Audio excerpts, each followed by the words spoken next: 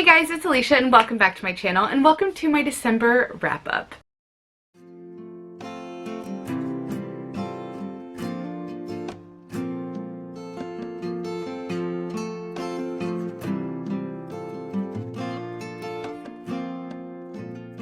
I am so ridiculously proud of myself because it was scary there for a second. I thought I was going to read like a grand total of 2 books and I had a huge TBR.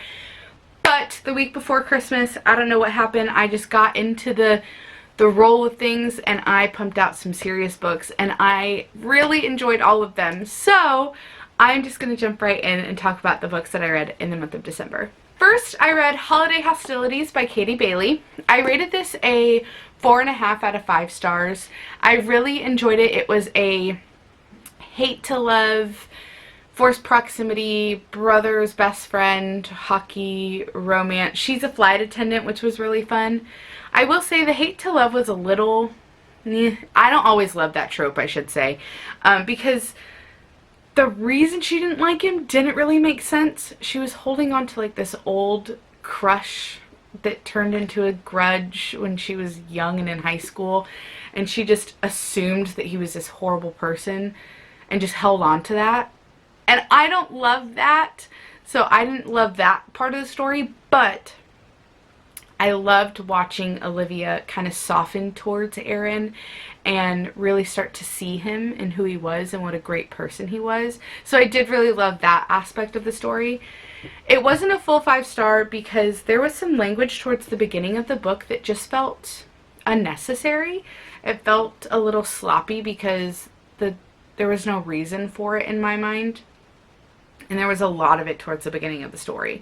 It kind of evened out and just was like peppered throughout the rest of the book. Personally, I don't enjoy language. I really prefer for it to not be in my books. But it was like kind of peppered through, and that was like, alright. Because I know that's how Katie Bailey writes. But towards the beginning, there was so much of it that it was almost drawing me out of the story. And I was like, what? Why? But the story itself was really good. So that's the only reason I bumped the star rating down a bit. Then I read Real Love by Savannah Scott. This was book 5 in the Love Trippin' series, and it has been my favorite of the series so far. It was about Alana and Stevens. Stevens is a marine biologist, and Alana is a actress, and they both live on Marbella Island. Alana lives there like part-time, kind of to get away from Hollywood because she really doesn't like Hollywood, so she has to ferry from the island to the mainland, and then they are buddies on like a Words with Friends type of app, and it's so cute because they don't know that they actually knew each other in person, so it's like a fake identity celebrity romance, and it was so cute and so well done. And once they know each other, just the conversations that they have, and as they're getting to know each other in person, because they meet in person too, so they're like kind of falling for each other on both sides, and it was just really cute. It was well done.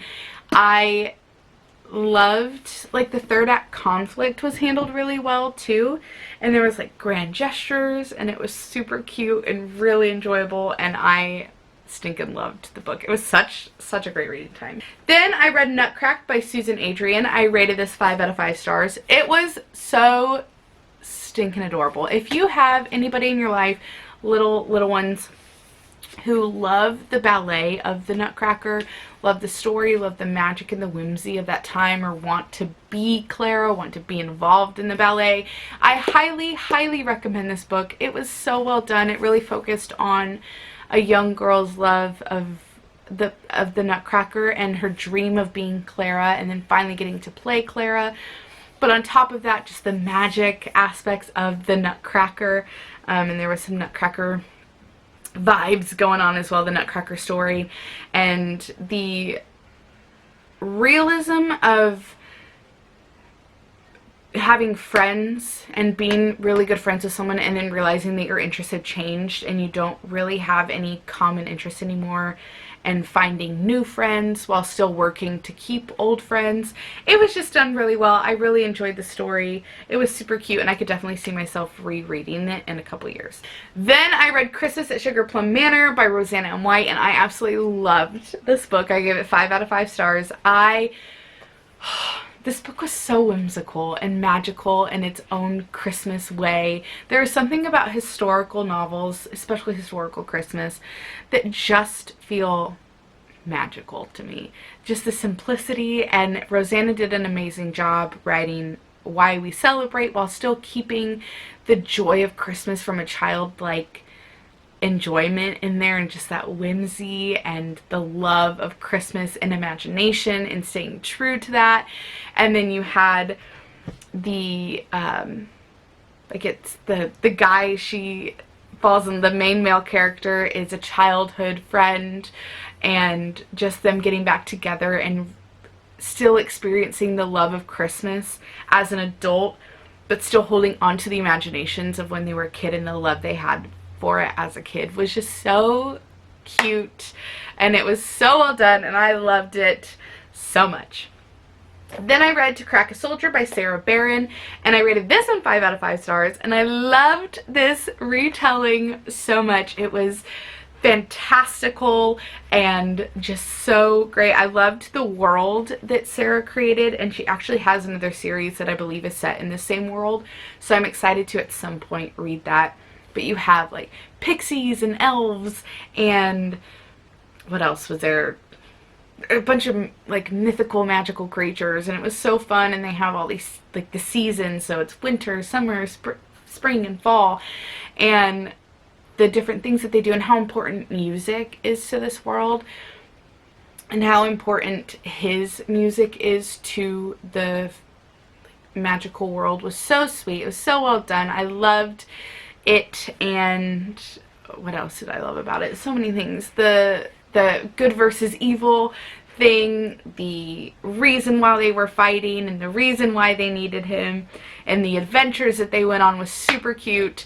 And I loved that he was the human in the scenario, so it's like kind of gender bent. The roles are reversed, so instead of the Nutcracker being the magical person who Clara shrinks down and goes to help him, it's flipped, where the ballerina is the one who needs the guy to come down to her world and save it. And it was just really cute, and I really enjoyed it.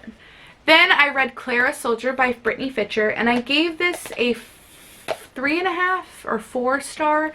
I enjoyed it. But it wasn't something that like blew me out of the water. It was a very interesting take on the Nutcracker. It was a... Oh, and I should say this about this book. It is not a retelling of the Nutcracker. It is inspired by the original Nutcracker by E.T.A. Hoffmann, and just has elements of that sprinkled in. So I really did enjoy that, especially after reading the Nutcracker later on in the month. But Clara Soldier, this was set during World War II, like actually historical World War II, and not like a fantasy book. However, it had magical elements to it because you're taken on this adventure with Clara and James, who is a soldier who went missing in action during World War II, and her godfather somehow magically brings him back. But then Clara and James go on this wild adventure running away from these 3 like Nazi characters who James is positive are rats. And he's like, there was this what did he say, like an experiment during World War II, and it's turning them into rats, and it's this whole run and race, and you get comfortable in whatever place they're at fighting off these people, and then all of a sudden you're switched and you're in a new place and you never know where you're gonna be, and he's stuck there. And a smarter person might have seen what was happening. I am not the sharpest tool in the shed though, so the ending of it wrapped up really well, and I was like, that makes so much sense. The moral of the story and this adventure that we went on makes so much sense now. And I'm going to spoil it so that you kind of know. If you don't want to know, you can skip to the next book. But it deals with PTSD and shell shock syndrome. So the wild adventure that they went on was James realizing that he was never going to leave the war there, and he was just constantly going to be, it was a traumatic experience, okay? So he has PTSD and realizing that it's just a darkness that is never going to leave him, and Clara has to make up her mind if it's something that she's just going to let him be, and he's just going to have to, like, she's just going to forget about him, or if she's going to walk with him and choose to love him and choose to be there with him as much as she can, even though she doesn't understand what's going on in his mind 100%. Still choosing to show up and to love him. And it was just, the moral of the story was done really well. It was a little interesting though with like the magical element, but I mean, I guess the same could be said of the actual Nutcracker story.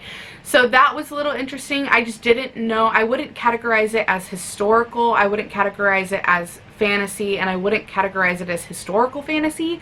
I don't really know where it falls into the genres because it was just different, but still well done. So if you need a good, wholesome story with, I would say, elements of the Nutcracker story and the idea behind the Nutcracker story, it was well done, and it's definitely different and unique.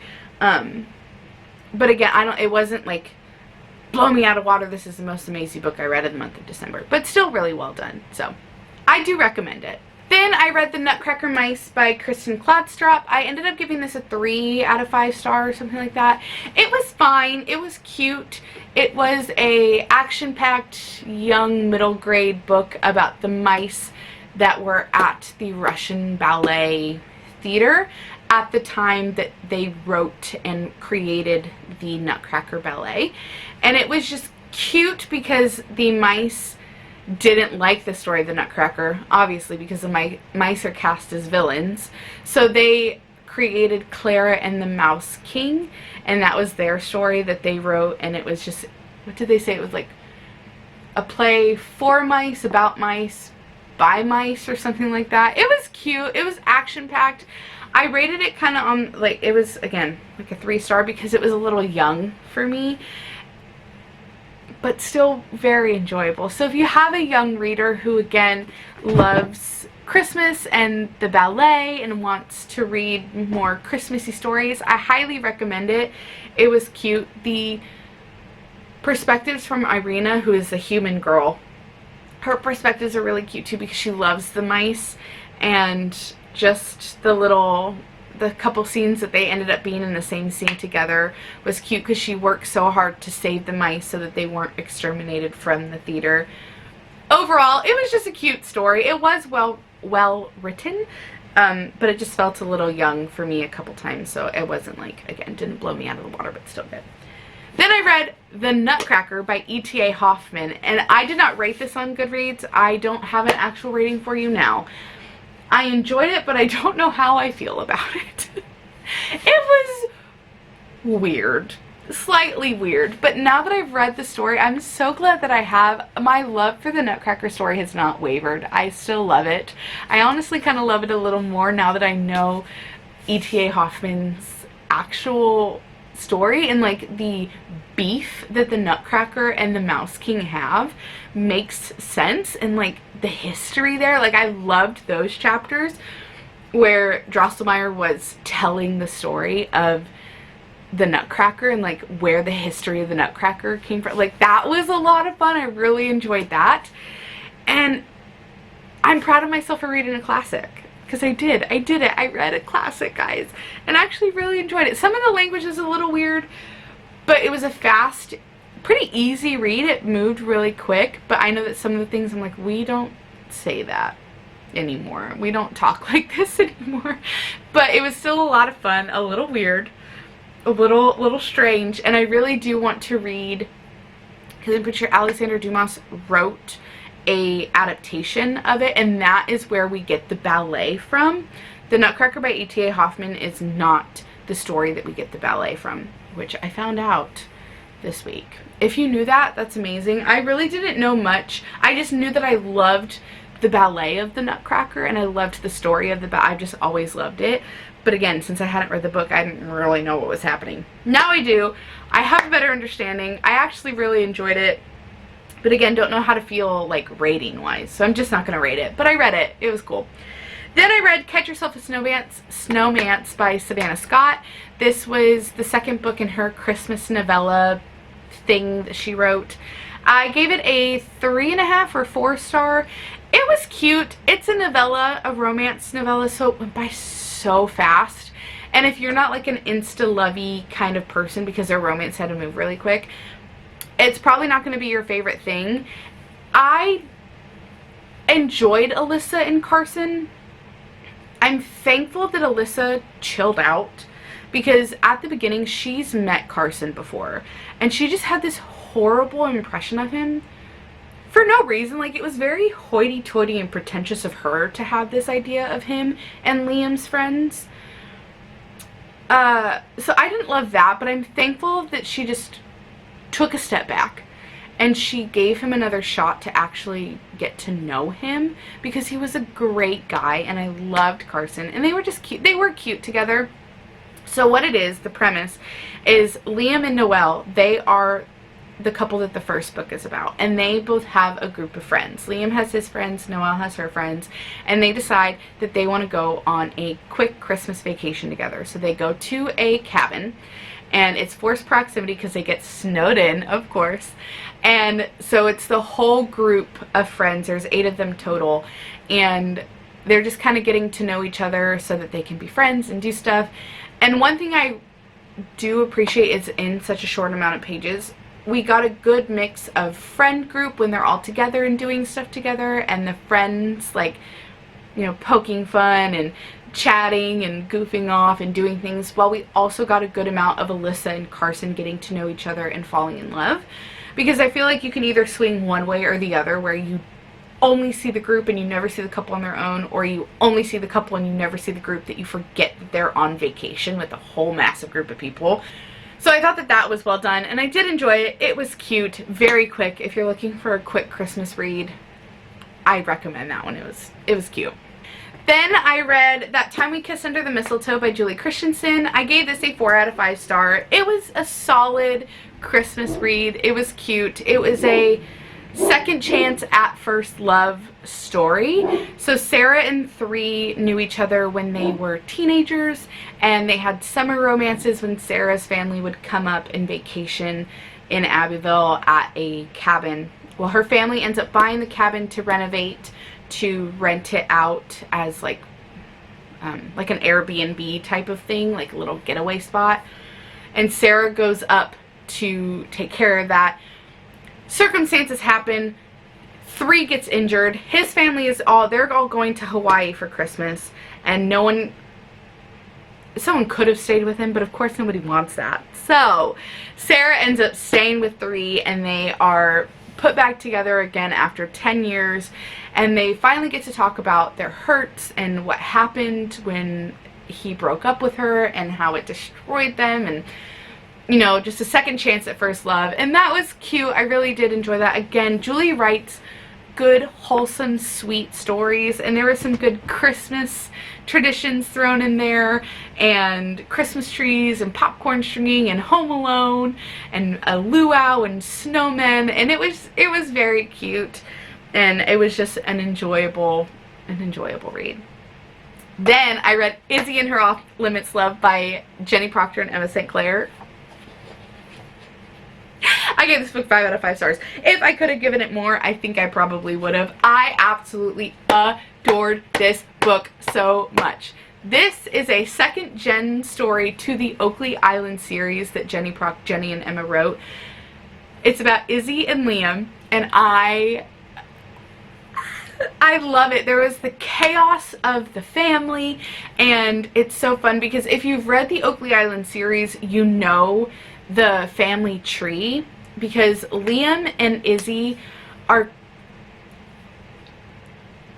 kind of sort of they're not really cousins, but through marriage they like kind of sort of not really become cousins, but they're really not cousins, and they're not related by blood at all. But they grew up together. And Izzy had a huge crush on Liam. And you know this, and you find out about this in the epilogue of the last book. So when they announced they were writing the second gen story for Liam and Izzy, it was so well done, and there's like matchmaking and meddling done from the Oakley Island family, and it was so cute, and I loved it so much. And it was forced proximity because of some meddling, and Christmassy and just adorable. And then you got back and you got to see the family, because we got to see them all together for Christmas, and it was so well done. Then I read Bespoke by Amanda Dykes. I gave this one a 3.5 star. It was cute. If you need a wintry read, it does not feel Christmassy to me, but it does feel wintry. A historical read, I recommend it. It was a cute story. It was a little slow. Like, it felt drawn out even over such a short amount of pages. But the story itself was sweet, and the message was sweet, and once the story started moving and you kind of knew what was happening, because some secrets were held from the reader. The characters knew what was going on, but the reader didn't really know. But once it was kind of explained, it was well done. It was sweet. Again, just a cute story if you need something. Then I read Christmas Forevermore, and I finally finished it. I started this last Christmas. I gave the whole anthology overall a 4-star. Again, I love historical books in general, but especially Christmas time. They're just sweet. They're wholesome. I don't remember much about books 1 and 2, so I read stories 3 and 4 and enjoyed them. They were cute. If you need a Christmas anthology for this, like Christmas in July or throughout the year or whatever, Christmas Forevermore was done well, and I really did enjoy the stories overall, so it's about 4 stars. And then I read Mistletoe Countess. So I technically finished this at the beginning of, like, on New Year's Day at like 3 o'clock in the morning, but I started it on New Year's Eve, so I both want to count it for December and January. I don't know, but I read Mistletoe Countess by Pepper Basham and absolutely loved it. I don't know why it took me so long to read it. I'm so mad at myself, but I'm glad that I finally did, because I am obsessed with Freddie and Grace, and I cannot wait to read the other books in the series. Grace was so fun. She was so bubbly and all over the place, bouncing off the walls, and she gave me like ADHD vibes, but I loved her so much, and her obsession with books and fiction and all the things and the memories that she had about books. And Freddie was so sweet. He was just so worn down by the world and just looking for love, and Grace was the perfect person to give him that and to show him that, and he was perfect for her, because he just kind of like, he let her be herself and loved her completely for who she was, and got to know, getting to know each other, because it was marriage of convenience in historical times, but then you were in their marriage and you were talking with them, and as they were learning about each other, you were learning things, and it was so good, and I'm so excited for the rest of the books in the series. I absolutely loved Mistletoe Countess, and I cannot believe it took me so long to read. But yes, those are the books that I read in December. I had a great time.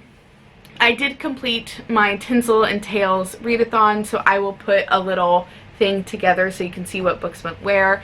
Again, did not finish my whole TBR, but had a feeling I wouldn't once the month started.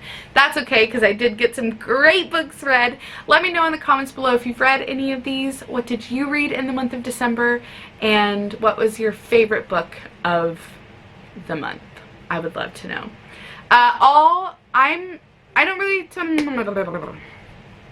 You can check out my reviews for the books on my Goodreads.